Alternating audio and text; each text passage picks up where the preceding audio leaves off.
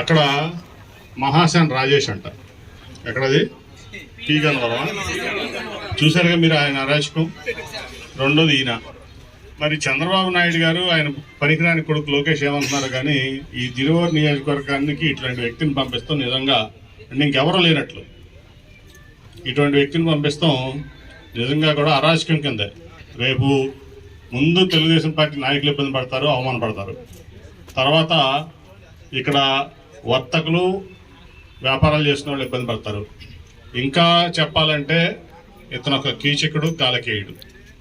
దాంట్లో నేను చెప్తున్నా అందరికీ కూడా పార్టీలకు అతీతంగా అతన్ని ఇక్కడి నుంచి తరిమి కొట్టకపోతే రేపు రాబోయే రోజుల్లో ఈ తిరువూరు నియోజకవర్గ అరాచకం ఉందని చెప్పి మీ అందరికీ తెలియజేస్తున్నా. కానీ పార్టీలకు అతీతంగా స్వామిదాస్ గారికి వాళ్ళు నిలబెట్టుకోవాలి. మనం అంత మంచి వ్యక్తి స్వామిదాస్ గారు.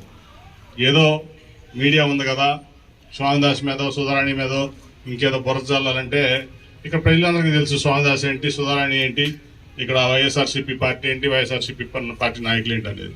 కాబట్టి కళ్ళు తాగే కొండ ముచ్చులు చేసే అల్లరికి మీరేమి ఇబ్బంది పడద్దు. ముందు తెలుగుదేశం పార్టీ నాయకులు ఇబ్బంది పడతారు, మీరు కాదు. వైఎస్ఆర్సీపీ నాయకులు అందరూ హ్యాపీగా ఉండండి.